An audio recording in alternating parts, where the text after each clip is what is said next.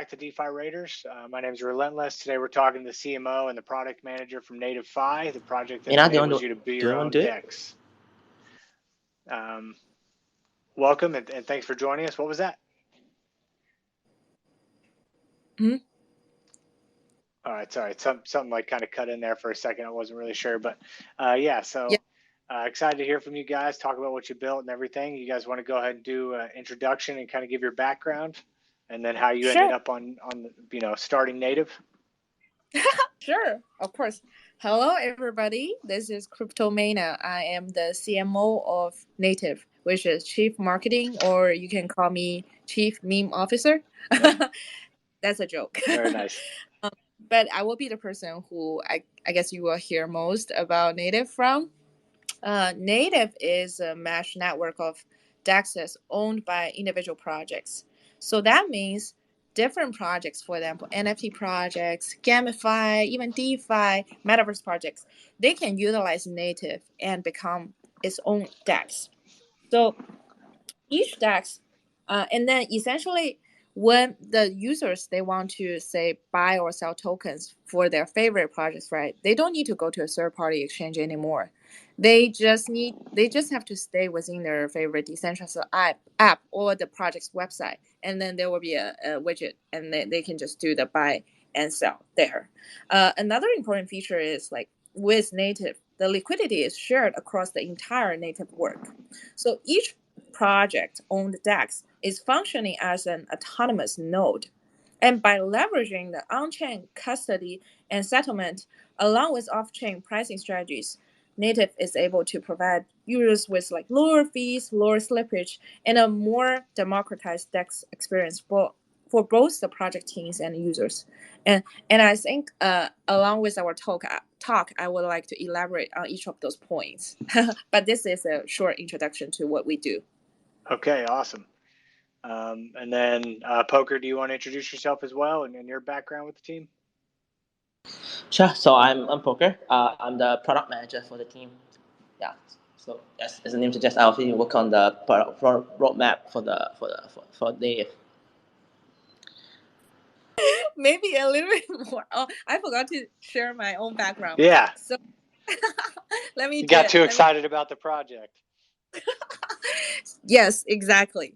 I shouldn't be speaking too much about myself, but my background within crypto is kind of very interesting because I joined the crypto space like 2 or 3 years ago. I have always been in the founders, co-founders, co-founding team members' shoes. I was more in the NFT metaverse space. And then like during the middle of this year, I started my own Cryptomania channel, which is a YouTube channel where I interview Web3 founders, investors, NFT artists, and create educational videos about Web3.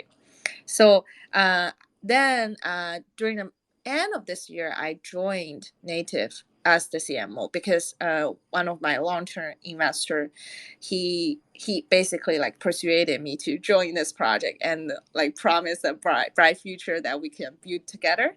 And I do think so. Like after working with Native and like do all the branding, personality, do all the marketing initiatives, I do really enjoy working with my team, everybody. And and Poker, do you want to do your self-introduction? Sure. So as mentioned, I'm Poker. I'm the product manager for the team. So I also recently joined Native, but okay, Native is a new team, so basically everyone joined recently. So for me, before joining Native, I was in advertising. So basically advertising technology for 8 years. So I've been working on a lot of Web2 monetization. So that was my background. So for crypto, I have been trading crypto for I think 2 years now. Have always been interested in crypto and blockchain development, which is why I decided to join Native. Yeah, I mean that's definitely a good selling point for what they're building. Is if you're into development, this is got to be kind of a dream type project. So yeah, I have to say. So I can have the confidence to say we are one of the most technical team in the crypto space, because even me as the chief marketing, I have a very solid technical background. I'm like a data science thought leader for 7+ years. So everybody is like very solid in technical questions. So feel free to ask all the technical questions if you want it. Yeah, I was about to say, even as the marketing officer with a project like this, you got to be able to know what you're talking about. So, Yeah.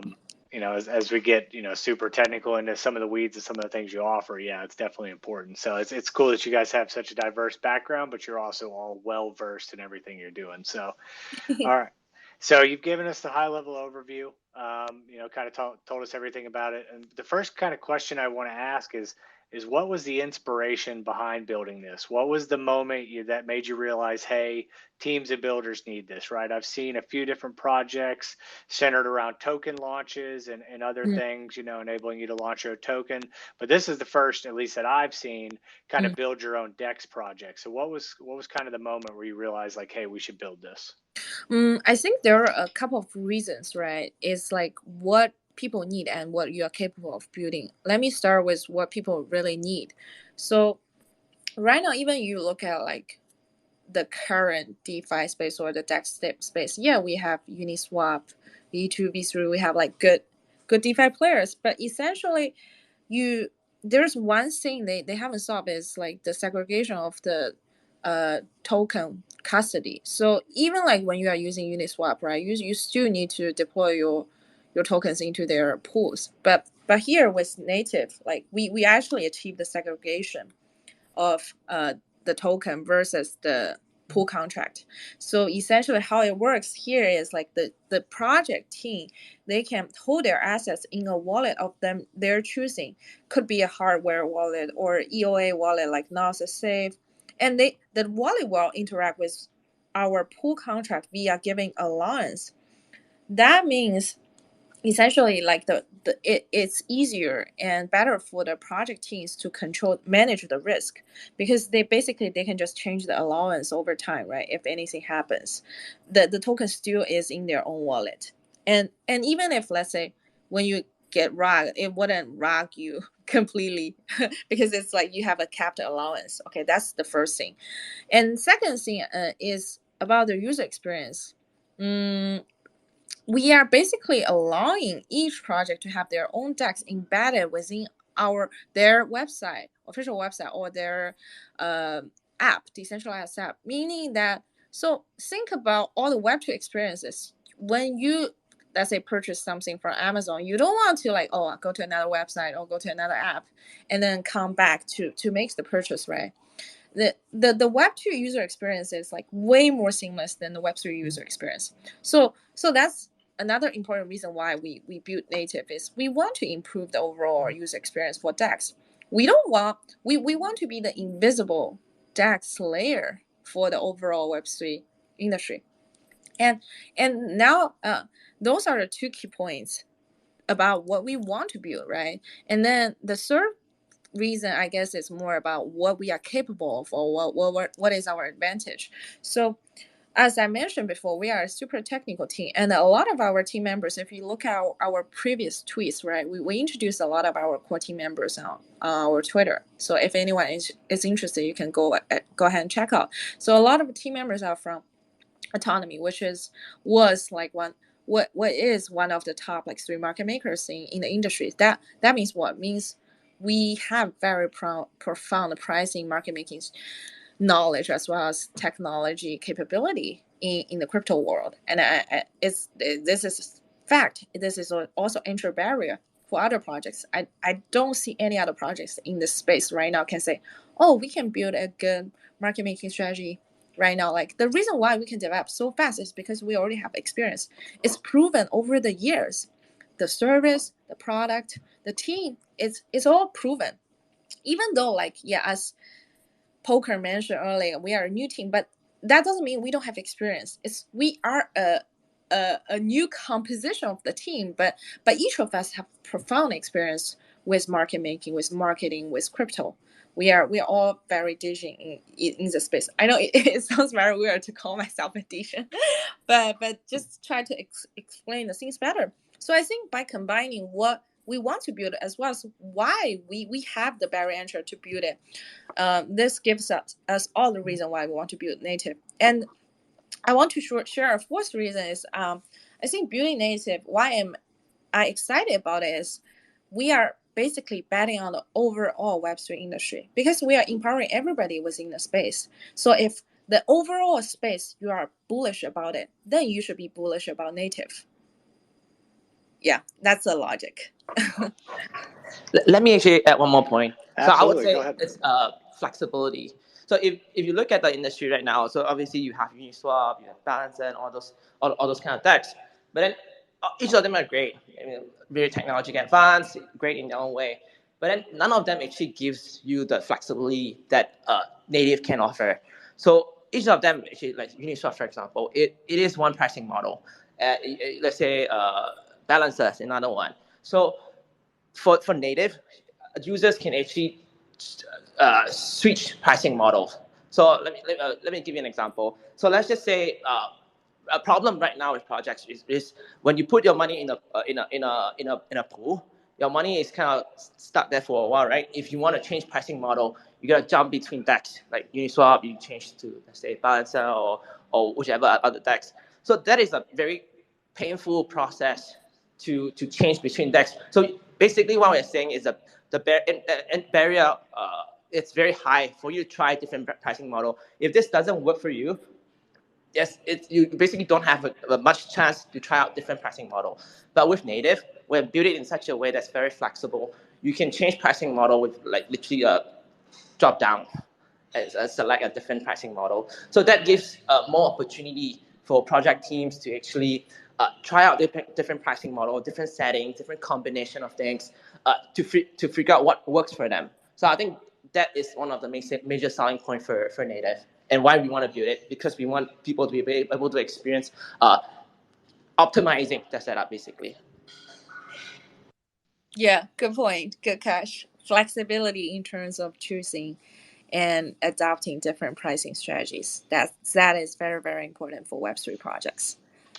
Yeah, I like that because that kind of gives you or the builders, right, whoever's building the project, the ability to react quickly, right? If something's not going well or the community wants to see a different model for the liquidity model, it gives them the opportunity and a quick way to react and kind of switch gears. So I think that's pretty cool. Yep. All right, so cool. So let's kind of dive into kind of some of the technical stuff, right? About what you guys offer as far as the features, right? So it's kind of so you advertise, right, as a plug and play with a suite of available tools, right? So let's talk about a little bit about those tools, right? So so your software developer kit, your software development kit, your SDK. So what all tools do you guys offer within that SDK? I know, and what problems does your SDK solve for builders? I think essentially the core is about enabling. We want to do one thing very well. Is to be a very good like invisible DEX for all the different projects, right? So we are just empowering each project to create their own DEX. They have full ownership. So what DEX does is buy and swapping tokens with different pricing strategies, and essentially like we will also allow the flexibility for the users because for let's say our proprietary flexible market maker model, the users in the future they will also be able to, because we will be partnering with many large market makers in the current market, and then the project team or the users they will be able to choose who they want to work with. So they essentially we just provide them with all those different pricing models choices. Like if they want to use Uniswap V2, V2, V3, V3, and it will be very quick for them to embed our API to them. It's probably like 15 minutes, right? We of course we're gonna provide all the necessary API documentations, how they can integrate that. Does that answer your question? Yeah, 100%. Yeah. But kind of what I was trying to, and then also what I was trying to get at is the integrations on top of like the token swaps, right? So you talk about how they can also do, incorporate NFTs and all these other different things, like, right? So are they able to do like VNFT, like a VNFT model and set parameters for reward distributions from locking? Like, do you have all those features as well that users can do? Oh, you're talking about NFT or those that Well, not just specifically NFTs. I'm just trying to kind of, you had already hinted at just the basic being flexible liquidity, and Mm, you kind of answered like four of my next questions early, which is cool, right? It I see. shows what it shows. It's totally cool. It shows how much you know about your project and the important things that you want to highlight. So just kind of, what other capabilities does your project have? Got it. Was Yeah. Can Poker, you want to say something? Right. So let me explain this maybe. So you're asking about features, right? So obviously we are in very early phase of our development. So in terms of the number of features we only managed to finish a bit of the many features that we want to do. But let me maybe explain a little bit in about native in maybe in layman's term. So maybe also I'll describe the architecture and so on. So basically, okay, if you imagine, so for regular A&Ms like Uniswap, you can think of it as like a vending machine. So the cans of soda, which is the assets, are stored within the machine. It handles the pricing, the exchange of assets automatically. This vending machine placed very far away from the store. They take the fees of the sales of the soda, which is bad for you and your customer. So on the other hand, you can imagine native as part of your store. So we have a swap widget, which you can use our widget, or you can use an SDK, you can API to customize your own. That's fine. But you can think of that as the checkout counter of your store. So for us, the assets, as Mena mentioned, are not stored in your store. They are stored in a vault, which we call the treasury. And it could be any hardware wallet. It could be an EOA wallet. So that's the treasury. And then you have a key. So basically, you give the key to your vault, which is the allowance. It's given to native to assets the assets stored Exactly. Asking in about the. like yield or staking. I think the pure blank answer is that we want to focus on the swap, the very fundamental function for the DEX first, and Okay, then you other things like we will play in the room. sorry. Yeah. So basically, right now we only support a few things we do. We support the swapping. There's a swap widget, and there is a back end portal where you can basically adjust the pricing model and set up multiple pools. Yeah. So basically, those will be the core, and there will be a widget in the short term, a place to customize the widget. I think if you are asking about the top high level features, those are it. Yeah, cool. Yeah, perfect. That you covered it all. All right, so cool. So now we kind of understand the features, we kind of understand all the capabilities, and then let's. So one thing that I'm interested in, right, is some of these other projects that I've seen that are token launches, is the amount of value that this brings back to teams, right? So and Mm-hmm. you guys hint at it in your white paper. I mean, just from right the value of not having to pay a significant amount of developer hours and stuff like that. Say you want to hire somebody for 15 grand to build this. Obviously now this makes it significantly simpler and cheaper, right? So I mean the benefits from this as far as sustainability are, what I see is, higher TVL within the project by keeping that money within their project, and then also being able to push a lot of those rewards back to their users, right? So what other benefits are there that, just outside of those, first couple two that I see when kind of looking through this? Are you referring to the projects or the users? The financial for both, right? So the financial benefits of that a developer and a team can look at, hey, I'm looking at this project, what financial benefits do I see, and then what does this financial benefits does this allow a project to give back to their users on top of it, because they're able to keep so much more money, right? They're able to give higher Mm. rewards and stuff like that. Yeah, I think so this is a two-part answer, right? For the project team, as you mentioned, because essentially they have full ownership for their own DEX, and they are the liquidity provider for all those things. So they will be earning all those transaction fees. So that means like essentially they can have more money for their own project, right? There's no intermediate exchange, no matter it's centralized or decentralized exchange, to take apart from that. And also, I think the project team, they get better user stickiness because the user is always within their ecosystem. They don't go anywhere. Only that's the financial part. And then I think for the users part, is more about the user experience, right? By using native, first, their user experience is better because they don't go anywhere. But secondly, it's like, if the project, they choose the right pricing strategy for their users, that means their users are enjoying.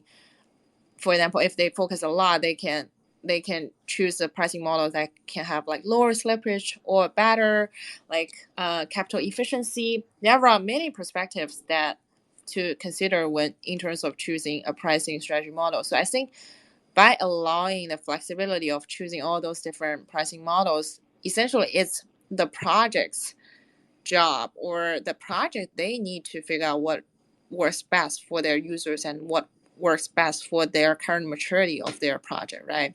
If they're a new project, maybe they want to boost their liquidity. But if they, let's say, if they are under a significant market change at that current point, maybe they want to switch to, like, let's say, like a request by quote model, so that there's low slippage, those kind of things. So it really depends on the project situation.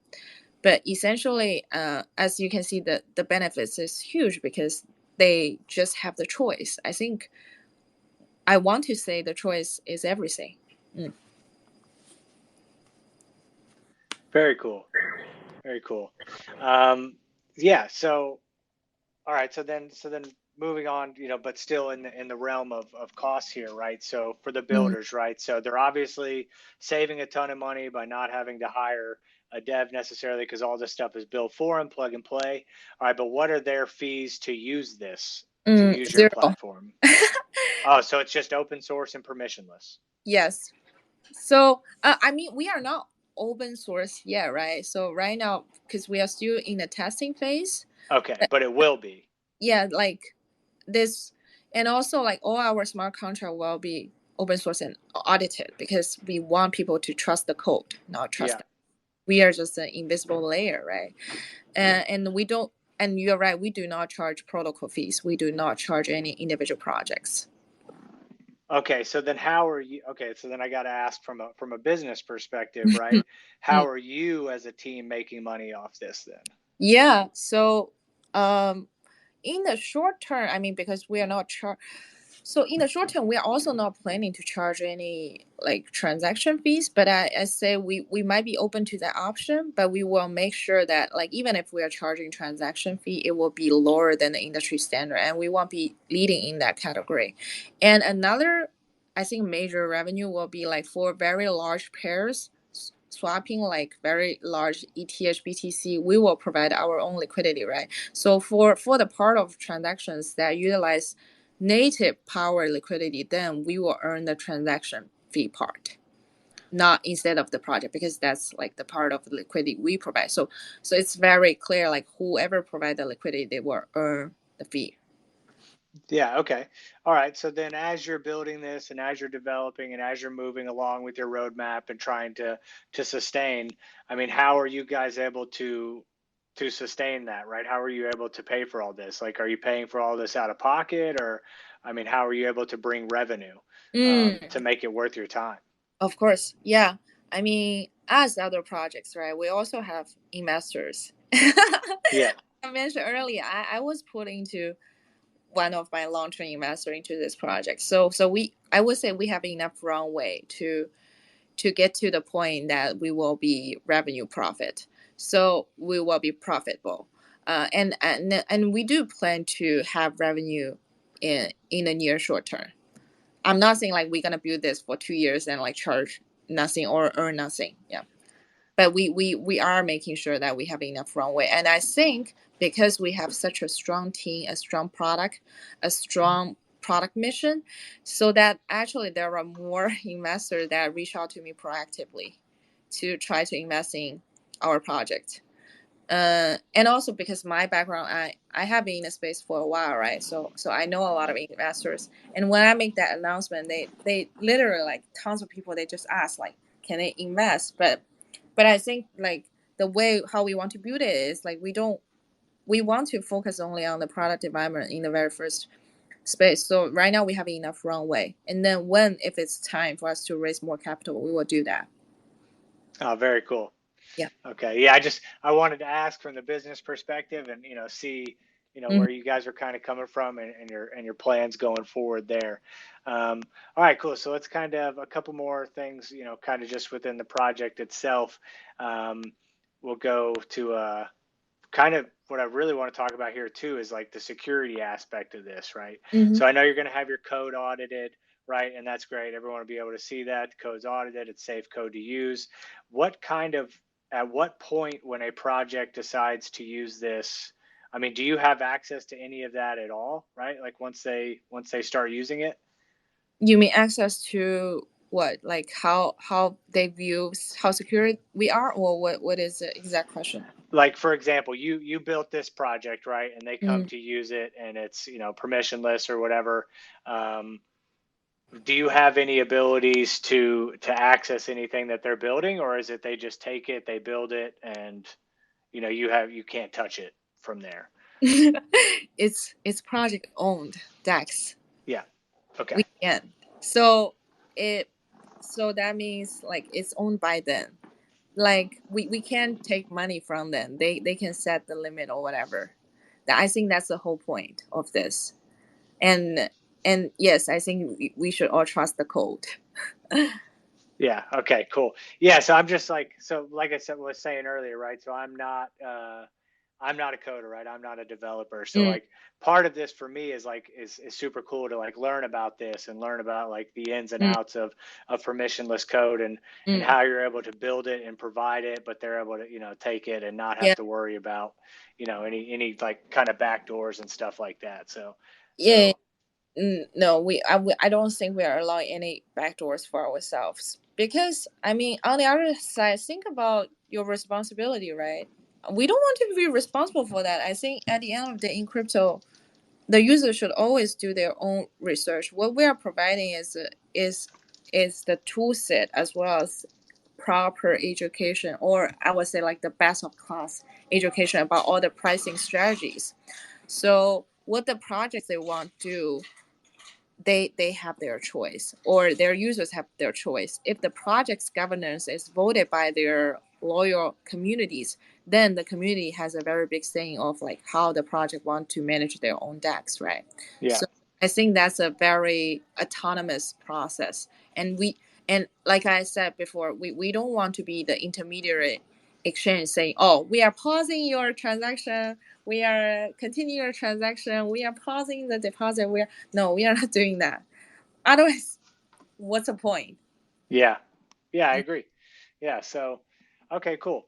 And I mean, that's just because, like looking at stuff like this kind of makes you like wonder about like, different types of security and different types of, things like that. So it's just, I was super intrigued by that. It was an opportunity for me to learn. And I, obviously you guys are working on the audits and all that stuff. So that's going to be great to see when all that comes out. And then kind of moving forward, right? So you guys are currently able to support, it says any tokens, ERC20, ERC721, right? So this means that this can be launched on any chain currently? Or is it restricted to just, or is it restricted right now as far as chains go? For now, we are just working on Binance Smart Chain. But obviously in the future, the coming months, we will add support for more chains. Okay, cool. That was the only thing I was kind of looking through the white paper and trying to find, specifically. I know you guys have kind of the ability to get whitelisted and kind of test it, but I couldn't really see anything on there specifically about. I guess if you go into the API, it's got a lot of stuff here about BSC and stuff like that. But yeah, I just wanted to. So that's in your roadmap, right? Is to expand to a variety of different chains and make this omni chain. Yes, correct. And also, I think I know users would want to try, and users want to see success stories. So please be a little bit patient. The success story and the tested will be coming soon, because as I mentioned, we have some really big partnership announcement. So yeah. Yeah. So with that, so what made you want to launch on Binance, right? Yeah. What was the rationale for launching on Binance? So the honest answer, which answer do you want? I think like a very diplomatic answer is Binance has a lot of users.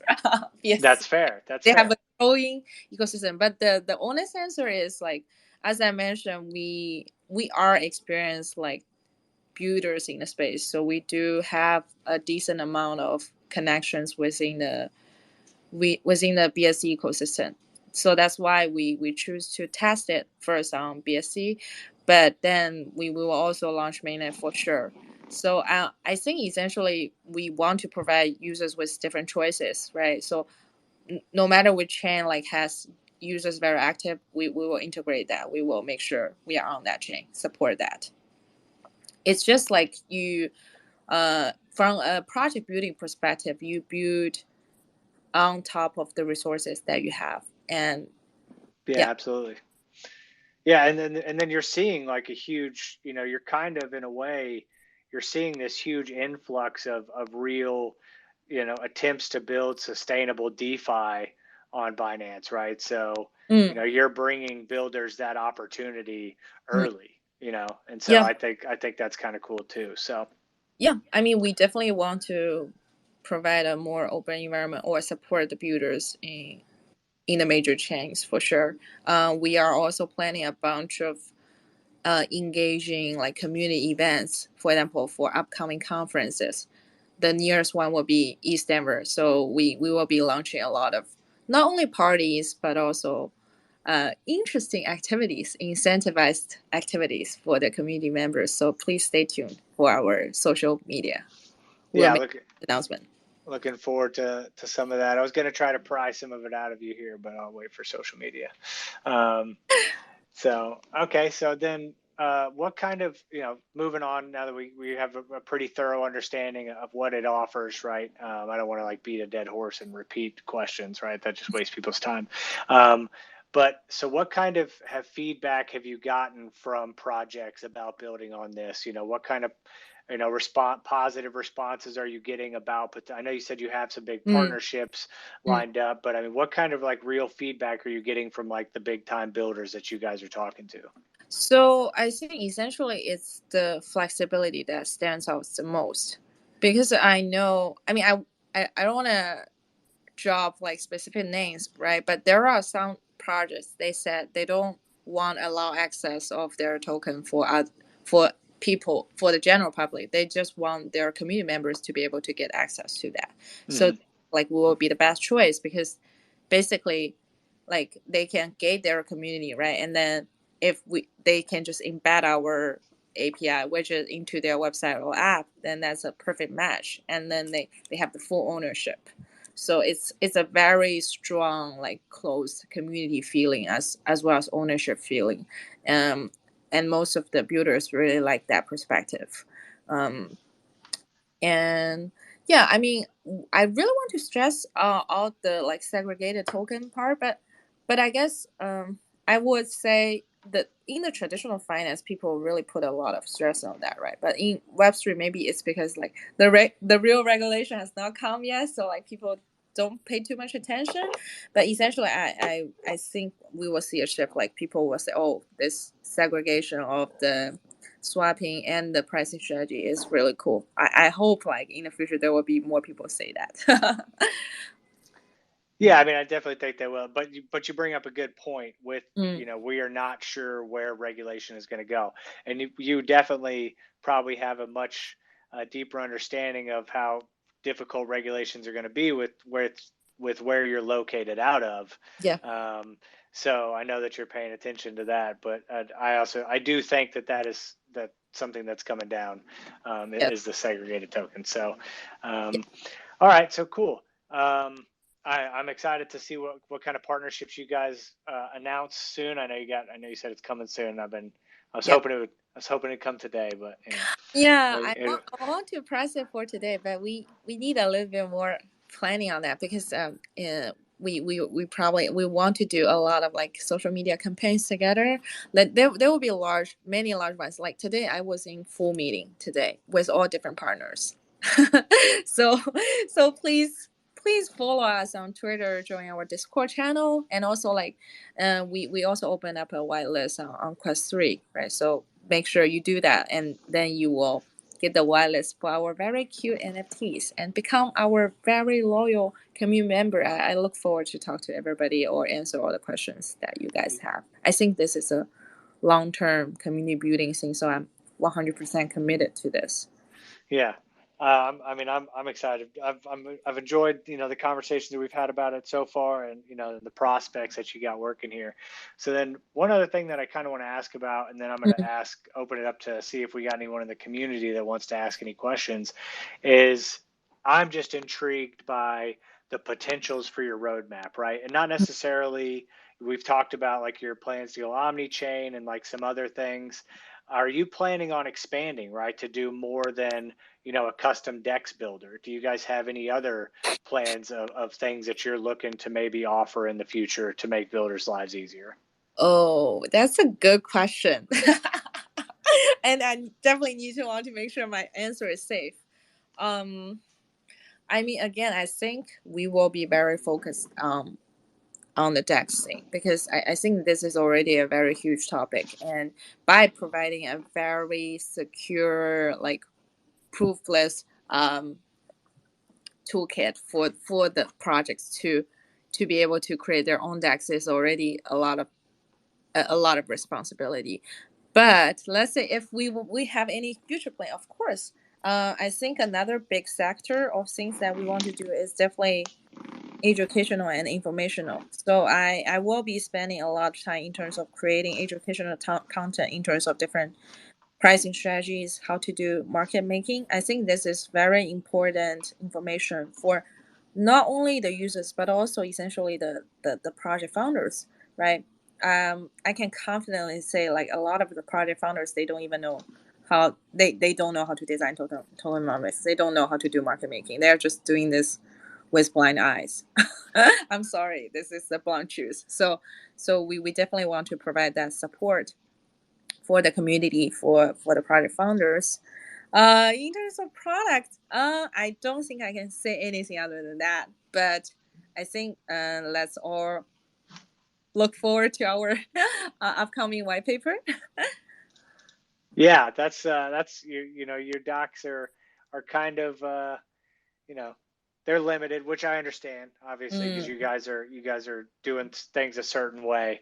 But I was like reading through them and like digging through your Twitter and like looking through things, like trying to get as much information as possible. And I'm like, and I'm one of those people, I want like the full white paper, so I can really understand the full scope, especially when I'm like trying to ask you questions, I know.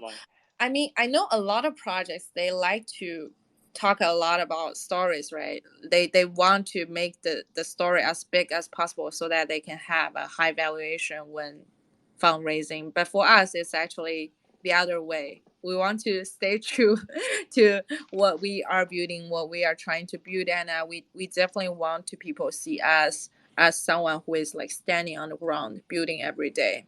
Even though like now, like I go to different fireside chats, I chat with the community, I spend time on Twitter space, I even like create entertainment like videos for the community, but most of my day I will be spending on creating the marketing strategy, like developing the marketing strategy. How do we co-marketing, co-branding with other projects together, right? I know like a lot of projects, they're gonna hire some famous KOLs to just be their CMO so that they can gain traction. But for me, it's not that the case. I have to do my job every day.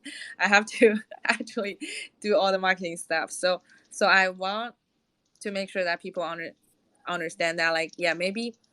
I mean, I do think we are already talking about a very big story, but if you think this is not big enough, at least just understand that we will deliver whatever we said.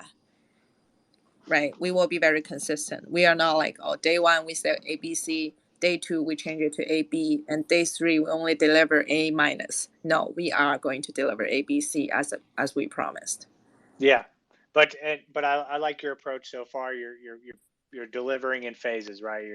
You're not over promising and under delivering. You guys you're honest about your roadmap, what you're trying to build. And that's what I've seen so far. And I think that's cool. And I think that's what people look for. You know, they look for, okay, so they said they're going to do this and then they did it. And, you know, it starts to build that trust, right, in your team and the community that, you know, okay, we're going to build this next. And then people get excited about it because they know it's going to come. Yep. So yeah, so I'm excited to actually get to see the white paper and some of the other things you got coming. So, but that kind of wraps it up for kind of the questions I had. I did actually have more questions, but you guys are so good at talking about this that you answered a bunch of them early. Oh, I do have one, right? So you're currently on Python, right? And it says that you are planning on some other ecosystems or other environments. What do you mean? It says in your paper. That's what I'm trying to ask here was what I didn't understand. Hold on one second. Let me get to that. So it says, where is it at? Of course, I'm going to have a try. So native SDK is designed to assist developers when interacting with the protocol in any environment. For the first phase of native, we released Python SDK only. We will release SDK for other environments soon. Yeah, that question is a poker question. Poker, you want to answer? I think in the short term it will still be Python, but we will support others. So we have not decided which one to be honest. But I think that will be towards maybe second half of this year. So okay, not so soon. Yeah. Okay, cool. Yeah, I just wanted to ask because, you know, there's, you know, like I said, I don't know a ton about that stuff, but I know you see some people who are very familiar with Python and the people who are familiar with other things. And so obviously you have, you know, different crowds are going to be attracted by the different, you know, environments that that they're able to utilize. So yeah. I think no matter which programming language we're building, right, we will make sure that we create enough educational or like technical documents to support that, and even create in real life workshops to support the builders. That's my midterm plan. All right, cool. Yeah. I'll be I'm subscribed to your YouTube. I'll be looking for it. It'll be a good opportunity for me to learn some of this stuff. And I love that. I love that you guys are trying to provide that technical, you know, knowledge and ability for people to learn this on like a different level, right? So for those of us who don't do this every day or don't have the time, right, to do it every day, to be able to go and watch, you know, some of these high level videos and, you know, get these walkthroughs and stuff, I think is great. And we'll attract a lot more builders, right? They'll start to see like, oh, I could do this, right? You know, these are opportunities. I want to learn about this, and that'll really drive, you know, that adoption of these kind of products. So, all right. So yeah, so that kind of wraps up the questions that I have. I just want to take a second, and if anybody in the audience has any questions about anything, if you want to raise your hand, happy to bring you up. And if not, then I'll turn it over to you guys to give your final word. So. Okay, let's wait and see.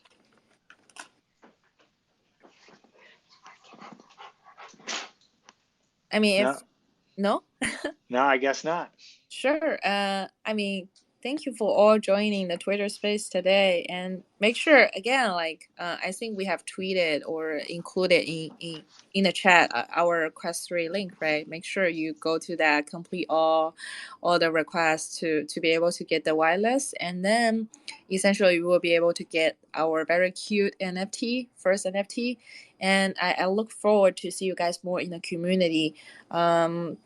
As I said before, I definitely plan to engage with everybody. You can add me in the Discord channel. You can join the future Twitter space, or you can even join our in real life events at different conferences. Or me, I'm personally based in New York City. So if you are coming here and you say, oh, I want to meet with the native team, I'm more than happy to meet with you guys. I just want to make sure I'm safe, okay? Other than that, I'm good. But yeah, definitely welcome to talk to us. And I'm also looking for more feedbacks from the community. So if you have any technical suggestions or questions, definitely let me know. And I want to be very supportive for other Web3 builders too. So if you want to come up to my channel to talk about your story, to share your building experience, your investing experience, you are more than welcome to do that.